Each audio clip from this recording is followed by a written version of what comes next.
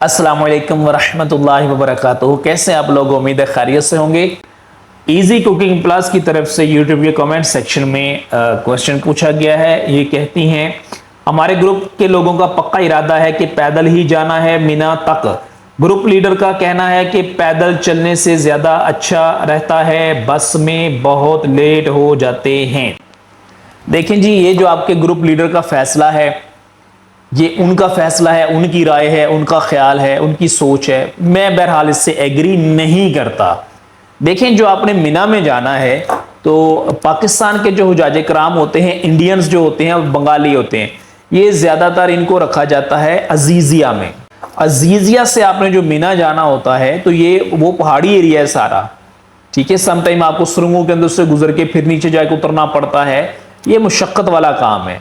पैदल जाना अपने होटल से लेके अपने खैमों तक, ये कोई आसान काम तो नहीं है। हो सकता है 8 किलोमीटर आपको पड़ जाए, हो सकता है 10 किलोमीटर आपको पड़ जाए, तो फिर आप क्या करेंगी? टेंशन में आएंगी कि नहीं आएंगी? अभी आपका हज शुरू भी नहीं होगा और आपके मतलब वहां पे सारे हाजियों की जिस्म से जान ही निकल जाएगी, तो फिर आप क्या करेंगी?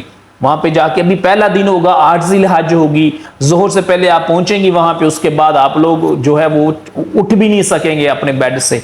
तो how it can be possible कि आप अगले मुशक्कत वाले दिन आसानी से वहां गुजार सकेंगी? तो ये तो मतलब कि मैं इससे एग्री नहीं करता हूं। सॉरी टू से, अगर बुरा लगा हो तो आप अपने ग्रुप लीडर को काइंडली जो है वो कन्विंस करने की कोशिश करें कि आपने इस फैसले पे नजरसानी करें, हाजियों पे रहम करें, ऐसा ना करें। मैं किसी ग्रुप को जानता हूं, वो मेरे साथ ही थे हज में, मतलब वो सेपरेट ग्रुप था, हम सेपरेट ग्रुप थे। तो मैं इस चीज पे बिलीव नहीं करता था कि हम लोग इतना ज्यादा कि पैदल वहां से मिना से लेके अपने होटल तक आए। जब हज मुकम्मल भी हो गया, मेरे साथ जो लोग थे, मैं उनका ग्रुप लीडर था, ठीक है। और मजे की बात है, मेरे फैमिली के लोग थे ज्यादा, तो उनको लेके मैं बाहर आया। बाहर आके मैंने टैक्सी करवाई, हम लोग जो है वो पहुंचे अपने होटल में, वहां पे जाके हमने आराम किया, वहां पे हम लोग सोए, ठीक है। आप जितना ईजी होंगे, जितना कंफर्ट जोन में होंगे, उतना आपके लिए आसानी होगी।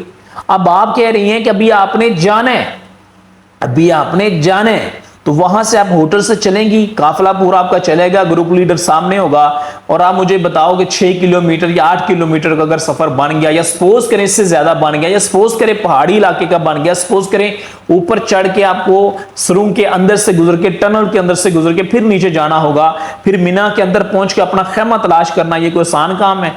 मोहल्लम की बस आएगी, उस बस को पता है कि मैंने कहां पे जाके आपको उतारना है, उनको रूट दिया गया होता है, रूट मैप होता है उनके पास, उसके अकॉर्डिंग उन्होंने आपको लेके जाना है। तो जब आप पैदल जाएंगी और आपका ग्रुप लीडर कह रहा है कि मैंने आपको पैदल लेके जाना है, तो मुझे बताएं आपका खैमा कैसे तलाश करेंगे?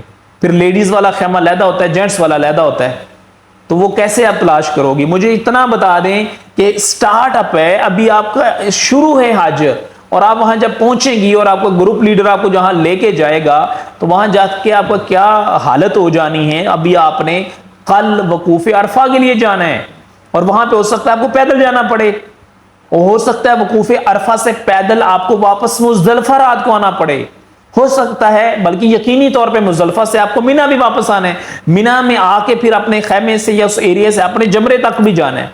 ये कोई आसान काम नहीं होना है आपके लिए।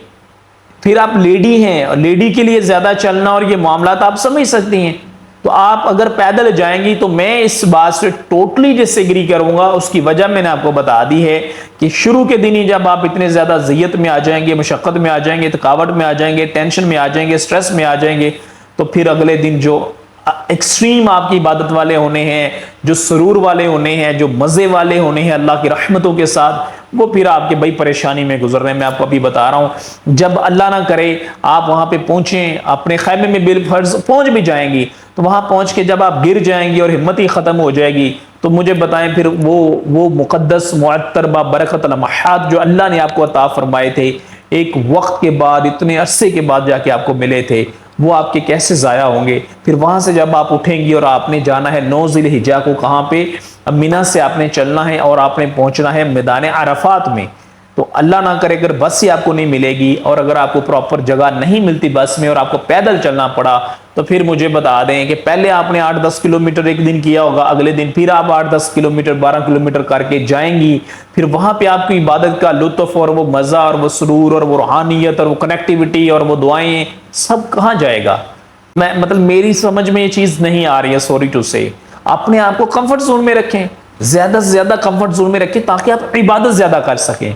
بہت سارے لوگ ہیں جو اپنے ہوٹل سے چلتے ہیں, ہم نے مسجد الحرام پیدل جانا ہے, بھئی آپ کی مرضی ہے, لیکن میں اس بات سے ایگری نہیں کرتا. میں کہتا ہوں آپ اپنے ہوٹل سے باہر نکلیں, وہاں سے آپ گاڑی میں بیٹھیں اور سکون سے مسجد الحرام جائیں, وہاں پہ جا کے وضو کر کے آپ حرم شریف کے پاس جا کے بیٹھیں, وہاں پہ جا کے آپ عبادت کریں, جو پھر آپ کو وہاں اس کا لطف آنا ہے اس کا پھر بات ہی علیحدہ ہے. اور ایک آپ وہاں سے 4 کلومیٹر سپوز کریں اپنے ہوٹل سے چل کے جاتے ہیں, اور جب آپ وہاں پہ پہنچیں گے بیت اللہ شریف, تو بتائیں مجھے آپ کی حالت کیا ہو جائے گی؟ آپ تو گرنے والے ہو جائیں گے. اور پھر جب آپ بتا رہی ہیں آپ نے جانا ہے, ان دنوں تو لاکھوں لوگ وہاں پہ ہونے ہیں, رش ہونے, کراؤڈ ہونے, آپ کو روٹ کی سمجھ نہیں آئے گی, رستوں کی سمجھ نہیں آئے گی, وہاں پہ آپ کا گروپ لیڈر ہی گم ہو جائے گا. پھر مجھے بتائیں کیا کریں گے؟ کسی گروپ میں یہ معاملہ ہوا, میں ان کو جانتا ہوں کہ انہوں نے واپسی پہ زبردستی حاجیوں کو پیدل لے کے آئے. جب حج مکمل ہو گیا نا تو وہ پیدل لے کے آئے, ٹنل کے اندر سے گزر کے آئے. اور ایک حجن تھی, وہ بیسیکلی میری استاد بھی ہیں, بچپن میں ان کے پاس قرآن پاک پڑھا بھی کرتا تھا, اور وہ بے ہوش ہو گئی تھی رستے میں, وہ ان کے گروپ میں تھی, وہ بے ہوش ہو گئی تھی. ٹھیک ہے, پھر ان کو اٹھا کے وہاں سے یہ لوگ لے کے آئے اپنے ہوٹل تک. کتنی مشقت اٹھانی پڑی, حج میں ویسے بندہ تھکا ہوتا ہے, اس لیے آپ لوگ اتنی مشقت میں خود کو مت ڈالیے گا, اتنی پریشانی میں مت ڈالیے گا. کوشش یہی کیجیے گا کہ جتنا زیادہ کمفرٹ زون میں آپ اپنے آپ کو رکھ سکیں گے اتنا رکھیں, تاکہ آپ آسانی کے ساتھ فوکس کر کے کنسنٹریٹ کر کے اپنی عبادت کو مکمل کر سکیں, اور یہ دن آپ بڑے پرسکون انداز میں مکمل کر سکیں.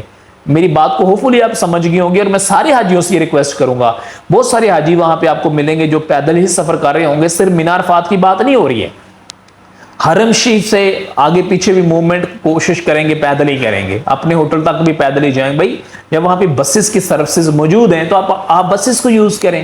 زیادہ موسم گرم ہوتا ہے, لوگ زیارات پہ گئے ہوتے ہیں, پہاڑوں پہ چڑھے ہوتے ہیں, گرمی میں تپش میں, بھائی کیوں جا رہے ہو, کیوں اپنے آپ کو اذیت میں ڈال رہے ہو؟ آپ تب جاؤ جب موسم ٹھنڈا ہو, آپ صبح صبح چلے جاؤ, آپ شام کو چلے جاؤ, عصر کے بعد چلے جاؤ, تب جاؤ زیارات پہ, تب جاؤ ان مقامات مقدسہ پہ. یعنی اپنے آپ کو, اپنی صحت کا خیال آپ نے ضرور, آپ خود ہی بیمار ہو جائیں گے وہاں پہ مجھے بتائیں تو پھر حج کے جو باقی ارکان ہیں, مناسک ہیں, وہ آپ پورے کیسے کر سکیں گے؟ یہ ممکن نہیں ہو سکے گا پھر آپ کے لیے. تو خدا را اپنے یہاں پہ رحم فرمائیں. میں ریکویسٹ کروں گا آپ کے گروپ لیڈر سے بھی, سر آپ سے ایک ہمبل سبمیشن ہے, صرف آپ سے نہیں بلکہ جتنے بھی گروپ لیڈرز ہیں ان سب سے ایک ہمبل ریکویسٹ ہے, کائنڈلی آپ اپنے لوگوں پہ رحم کیجئے گا, اتنے سٹرکٹ رولز وہاں پہ اپلائی نہ کیجئے گا کہ یہ لوگ وہاں پہ بے ہوش ہی ہو جائیں, یہ لوگوں ہمت توڑ جائیں, ہمت چھوڑ جائیں. بھائی ابھی آپ نے وہاں سے آ کے 2-3 دن کنکریاں بھی مارنی ہیں شیطانوں کو, رستے کبھی بند ہو جاتے ہیں, آپ کو ادھر سے نہیں ادھر سے آنا پڑے گا, ادھر سے نہیں پھر ادھر سے جانا پڑے گا, پانی ملے گا کبھی ہوگا, کبھی بوتل پاس نہیں ہوگی, کبھی بھوک ہوگی, کبھی پیاس ہوگی, کبھی تپش ہوگی, کبھی گرمی ہوگی, کبھی حبس ہوگی, سب کچھ ہونا ہے. سیدھی سی بات ہے, آپ نے برداشت کرنا ہے ہمت, طاقت اور حوصلے کے ساتھ. اور ماشاءاللہ پہلے دن ہی آپ اتنے کلومیٹر چل کے جائیں گے, اور وہ بھی جب خواتین اتنا لمبا سفر کر کے جائیں گی. مجھے تو سمجھ نہیں آ رہی کہ پھر وہ کیسے باقی کے جو معاملات ہیں ان کو ایفیکٹولی, ایفیشینٹلی اور بہت زیادہ فوکس کر کے اپنی عبادات کو کمپلیٹ کر سکیں گی. مجھے نہیں سمجھ آ رہی اس بات کی. اللہ تعالیٰ اپنی پناہ میں رکھے, اگر کوئی بات میرے منہ سے غلط نکل گئی ہے یا کوئی بات بری لگی ہو تو مجھے معاف کیجیے گا. اللہ تعالیٰ سے دعا کرتا ہوں کہ اللہ تعالیٰ اپنی رحمتوں کے سائے میں رکھے, بار بار حج بیت اللہ کی سعادت نصیب فرمائے, بار بار روزہ رسول صلی اللہ علیہ وآلہ وسلم پہ حاضر ہو کے ہمیں کثرت کے ساتھ درود و سلام پڑھنے کی بھی سعادت عطا فرمائے. آمین یا رب العالمین. السلام علیکم ورحمۃ اللہ وبرکاتہ.